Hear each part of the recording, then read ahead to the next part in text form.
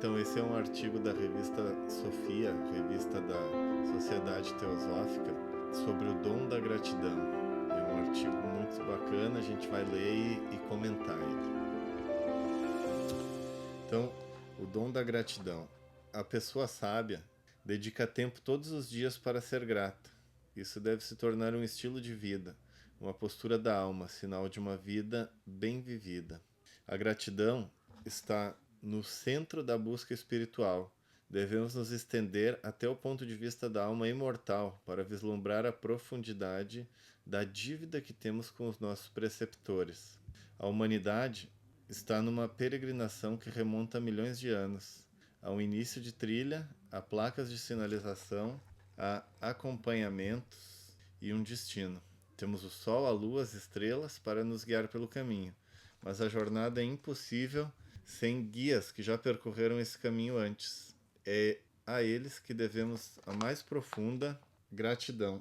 Sua experiência na jornada, os mapas que fornecem, seus avisos de perigo e disciplinas preparatórias, uma visão clara do objetivo, tudo isso possibilita que nos elevemos em direção ao nosso destino evolutivo.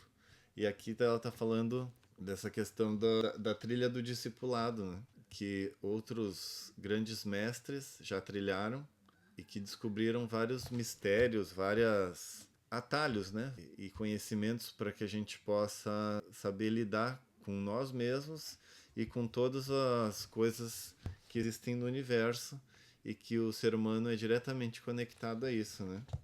Então, a alegria e leveza para aqueles que com o coração repleto de gratidão. Onde estaríamos sem os nossos pais? Como seria a vida sem amigos? Nossas casas vêm das árvores e dos minerais da terra. Nosso alimento vem do sacrifício de plantas e animais que vivem aqui conosco. Todos nós deveríamos ser filhos devotados da Mãe Terra. Nossas mentes são enriquecidas pelos professores que tornam possível ler, falar, escrever, calcular e contar e cantar. Na verdade, não há nada em nós que não esteja ligado a uma fonte maior do que o nosso eu. A gratidão desperta a alegria.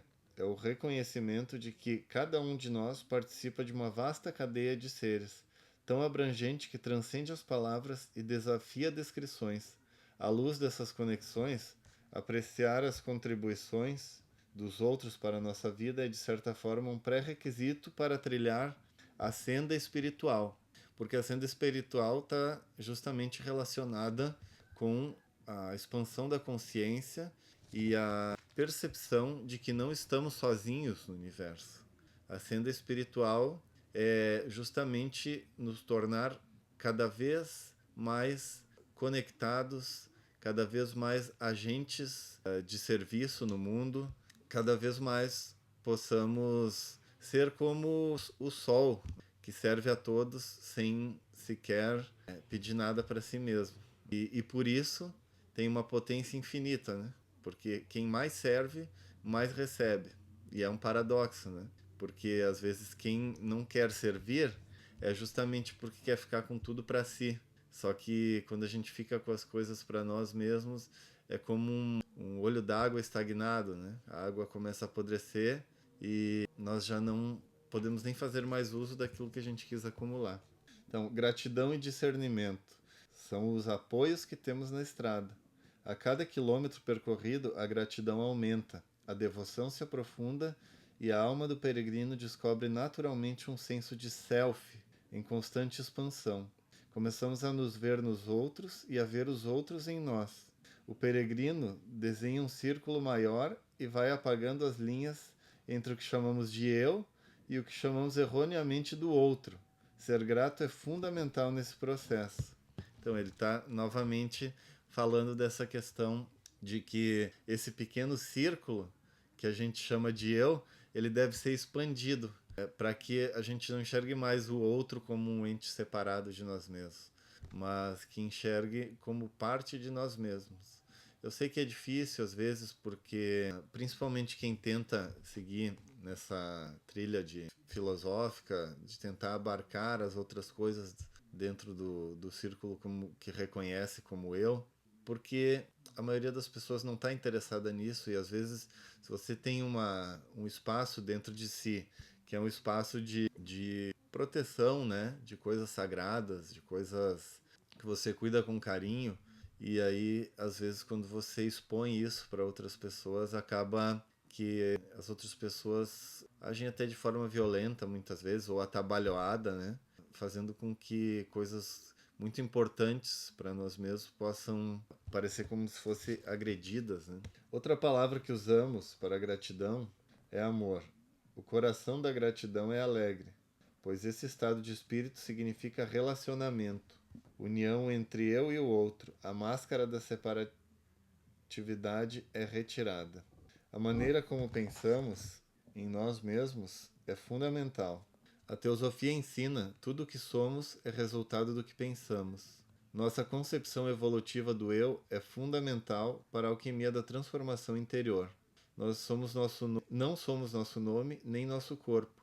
Não somos nossos gostos e aversões. Não somos nossos desejos egoístas.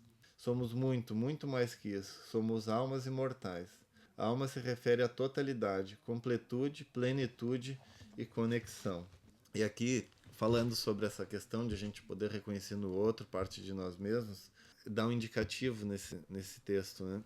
Porque não significa que a gente tenha que reconhecer a parte pessoal da personalidade de outras pessoas e reconhecer como nós mesmos. Porque essa é a parte criada, né, dessas pessoas. Essa é a parte temporal. Na verdade, o que a gente tem que reconhecer é a parte mais interna. E como que se faz isso? Se faz isso enxergando as virtudes, né? Procurando o que as pessoas têm de melhor e procurar se relacionar com as pessoas nesse nível, né? Nesse nível de conexão do que há de melhor na pessoa, né? Dessa forma a gente vai conseguir integrar.